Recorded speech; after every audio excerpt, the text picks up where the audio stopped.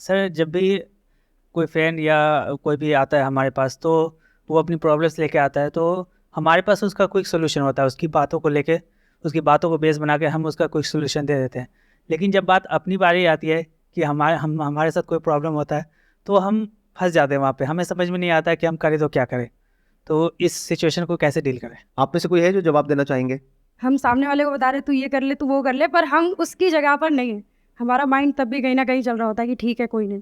मतलब बहुत ज़्यादा हम उसके तरफ से नहीं सोच पाएंगे, जितना हम अपने लिए कर लेंगे दूसरे के लिए नहीं कर पाएंगे। तो आप ये कहना चाह रहे हैं कि हम सामने वाले को अगर हमारी सलाह गलत भी है तब भी दे देते हैं, हाँ सर, क्योंकि ऐसा उसका होता है। आउटकम कुछ भी हो, हाँ कल को मरा तो वो मरा, हमें कोई फर्क नहीं पड़ता, है ना? मतलब आप ये कहना चाह रहे हैं कि हम गलत सलाह भी दे देते हैं, मतलब ज्यादा सोचते नहीं है उसके आउटकम के बारे में, जो भी मन में आता है उसको बोल देते हैं। बोल देते हैं कि कौन किसी सा का मेरा मान लो कुछ जा बहुत रहा सीरियस अफेयर चल रहा है, अरे छोड़ देना क्या, मेरा कौन सा कुछ जा रहा है, ऐसा सोच के मतलब राइट। ज्यादातर लोग ऐसे ही करते हैं। This is one reason. और बताइए। इमोशंस को हम लोग साइड में नहीं रख पाते हैं, क्योंकि अगर दूसरे को कुछ बताना हो तो उस समय इमोशंस नहीं आते बीच में। हाँ, फॉर एग्जाम्पल आप दोनों कहीं पर जॉब करते हैं, आप और वो इंसान जो आपसे सलाह मांग रहा है, और उसने आकर के कहा कि मेरे को ये प्रॉब्लम आ रही है, मैं जॉब छोड़ दूं क्या? तो आप उसको कहोगे हाँ छोड़ देना, क्या फर्क पड़ता है। लेकिन अगर खुद छोड़ने की बारी आएगी तो पहले सोचेंगे कि अगर पैसे नहीं आएंगे तो क्या करेंगे, क्योंकि उससे कनेक्टेड रहता है सारा कुछ। राइट। और उसको क्या बोलेंगे अगर वो कहेगा ये बात कि अगर पैसे नहीं आए तो मैं क्या करूंगा? वो कहेगा तू तो ये कर लेगा, तू वो कर लेगा, तू ये ऐसे ये सोच रहा है। मतलब उसको हम कुछ भी बोल के अपना पीछे छुड़ाएंगे ताकि वो बंदा हमारा सर ना खाए। और हम खुद की जब बारी आएगी तो हम बहुत ही बारीकी से सोचेंगे कि ये करने के क्या प्लस माइनस है और नहीं करने के क्या प्लस माइनस है। तो यहां पर दो फैक्टर्स आ रहे हैं। एक है जब हम किसी और को सलाह देते हैं तो हम ज्यादा सोच समझ करके नहीं देते हैं, कुछ भी बोल देते हैं, सामने वाला भाड़ में जाए आपको क्या फर्क पड़ता है। That is one. सेकेंड, कि जब आप खुद अपने आप को कोई सलाह देते हैं तो उसमें इमोशंस बीच में आ जाते हैं, जो गलत नहीं है पूरी तरह से, क्योंकि हो सकता है कि जो आप डिसीजन लेने वाले हैं वो लेने में आपको बहुत डर लग रहा है, तो उस डर के पीछे कोई एक्चुअल रीजन है कि अगर वो डिसीजन आपने लिया, फॉर एग्जांपल जॉब छोड़ने का, तो एक्चुअल में आपको नहीं पता कि अगले महीने आप अपने बच्चों की स्कूल की फीस कैसे दोगे, या क्रेडिट कार्ड्स के बिल इतने बढ़ चुके हैं वो कैसे दोगे। तो वो कोई हवा में नहीं है डर, किसी भूत प्रेत से आप नहीं डर रहे हो, रियल प्रॉब्लम है जिससे डर रहे हो। तो करना क्या चाहिए, चाहे किसी और को सलाह दो, चाहे खुद अपने आप को सलाह दो, आराम से ठंडे दिमाग से बैठ करके एक प्रॉब्लम का सॉल्यूशन निकालना चाहिए। मतलब मैं ये नहीं कह रहा कि उसको गलत सलाह दो और खुद को सही सलाह दो, नहीं, हमेशा सही सलाह दो। अगर कोई भी आकर के आपसे कोई बात कर रहा है या कर रही है और वो डिसीजन बहुत बड़ा है, छोटा मोटा है तो फर्क नहीं पड़ता, बट अगर वो डिसीजन बहुत बड़ा है तो आराम से बैठो, समझो कि उसकी क्या प्रॉब्लम है, उसके माइंड में क्या आ रहा है, उसको समझ करके। जैसे अभी मैं आप लोगों से समझ रहा हूं, अब मुझे नहीं पता था इस क्वेश्चन का ये आंसर निकल करके आने वाला है, लेकिन स्टेप बाय स्टेप हम आगे बढ़े तो हर एक पर्सपेक्टिव से चीजों को समझने की कोशिश कर रहे हैं, जो हो सकता है आज से पहले पूरी दुनिया में इस तरीके से इस प्रॉब्लम को किसी ने नहीं देखा होगा। राइट। आप जाकर के किसी और से पूछोगे, कोई और है यहां पर बैठा हुआ है, वो क्या कहेगा, अच्छा ये होता है, तो ठीक है, इसके पीछे जो रीजन है वो ये है कि आप जब किसी और को सलाह देते हो तो आप डिटैच होकर के देते हो, उसमें आपके इमोशंस बीच में नहीं आते हैं, तो आप सही सलाह देते हो। लेकिन जब खुद की बारी आती है तो इमोशंस बीच में आ जाते हैं, इस वजह से आप सही डिसीजन नहीं ले पाते हो। कि कितना सुपरफिशियल लेवल का आंसर है। ये आंसर सुनने में आपको बड़ा अच्छा लगेगा कि हाँ मेरे को मेरी प्रॉब्लम का सॉल्यूशन मिल गया, बहुत ही बेकार सॉल्यूशन है ये। इसमें बहुत सारे फैक्टर्स को हमने कंसिडर नहीं किया, उसको इग्नोर कर दिया। जैसे एक बहुत बड़ा फैक्टर ये है कि क्या जो इमोशंस हैं वो बुरे हैं क्या, बिल्कुल ही बेसलेस हैं क्या उसके पीछे कोई रियलिटी है इमोशंस के पीछे, या साइकोलॉजिकल फियर्स हैं। देखो, एक होता है एक्चुअल फियर, एक होता है साइकोलॉजिकल फियर। तो अगर किसी और को सलाह दे रहे हो तो वहां पर भी समझो और ब्रेक डाउन करो चीजों को। अब आप कहोगे उसमें मेरा क्या फायदा है, अरे आपका ये फायदा है, अगर आज आप उसको अच्छे से गाइड कर रहे हो तो कल खुद को भी अच्छे से गाइड कर पाओगे। मतलब हम क्या कर रहे हैं, हम दो एक्सट्रीम्स में ऑपरेट कर रहे हैं। जब कोई और हमारे पास सलाह लेने आता है तो बहुत ही घटिया लेवल की सलाह हम फटाफट से दे देते हैं उसको, बिना डिटेल में समझे कि उसकी लाइफ की एक्चुअल में प्रॉब्लम क्या है, कि वो किस स्टैंड पॉइंट से क्या पूछ रहा है या पूछ रही है। हम कुछ भी सलाह दे देते हैं जल्दीबाजी में। तो एक हो गया, जल्दीबाजी में हमने कुछ भी सलाह दे दी, और जब खुद की बारी आती है हम कोई डिसीजन ही नहीं ले पाते हैं। तो दोनों ही गलत हो गया ना। मैं क्या कह रहा हूं, चाहे कोई और हो चाहे आप खुद हो, हमेशा हर पहलू को देख करके सोच समझ करके फिर डिसीजन लेना चाहिए। मतलब उसमें प्रैक्टिकलिटी का भी रोल है, इमोशंस का भी रोल है, डिजायर का भी रोल है, फियर का भी रोल है, रिस्क एनालिसिस भी है, वेरी इंपॉर्टेंट। क्योंकि जब भी कोई बड़ा डिसीजन होता है तो साथ में बड़ा रिस्क होता है।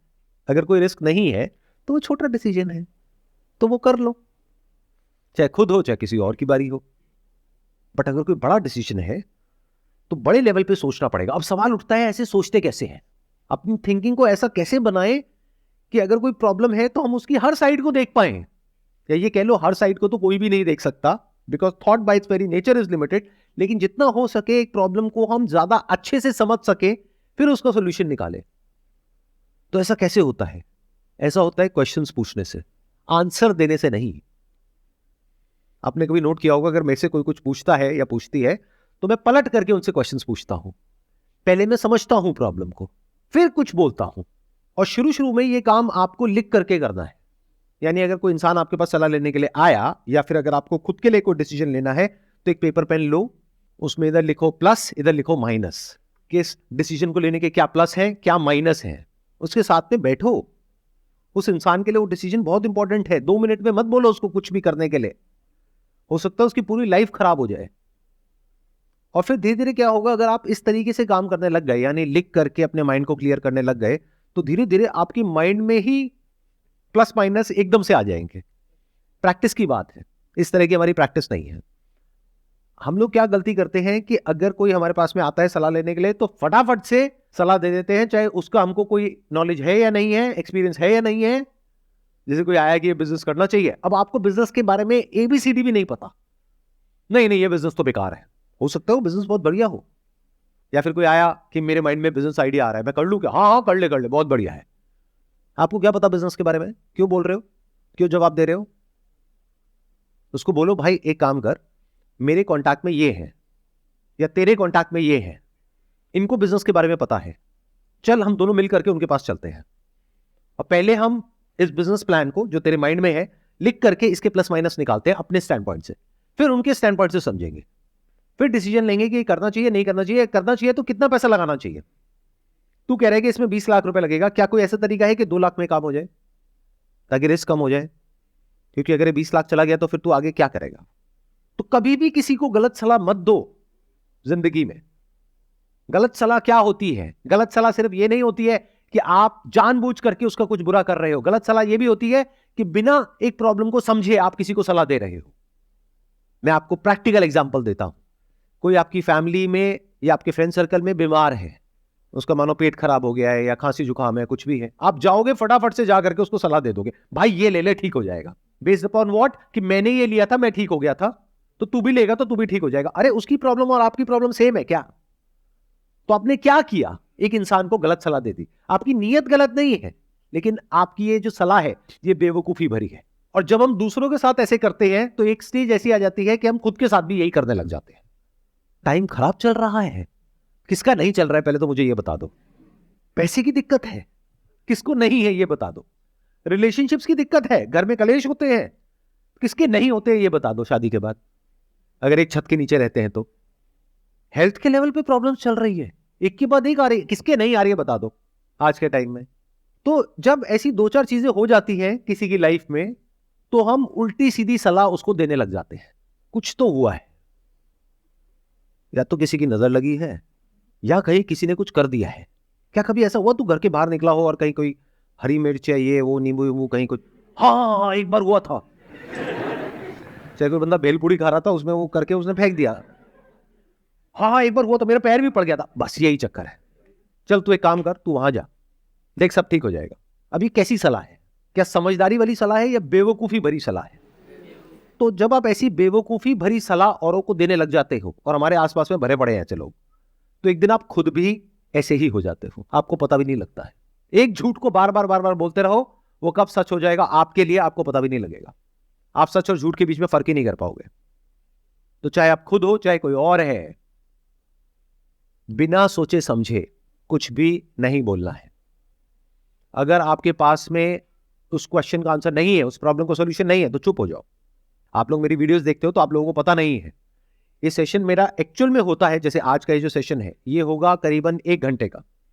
अपलोड कितने मिनट का होता है? Hardly 15 minute 20 minute. क्यों? क्योंकि बहुत सारे क्वेश्चन ऐसे होते हैं जहां पर मैं दूर से ही हाथ जोड़ देता हूं, मैं कहता हूं भाई ये मेरी फील्ड से रिलेटेड नहीं है, मेरे पास में इस क्वेश्चन का कोई जवाब नहीं है। ये नहीं कि कोई भी कुछ भी पूछ रहा है और मैं बकवास करता चला जा रहा हूं। अगर मेरे पास में जेन्युइन उसका कोई आंसर होता है तो मैं देता हूं, और अगर नहीं होता है तो नमस्ते कर देता हूं दूर से ही।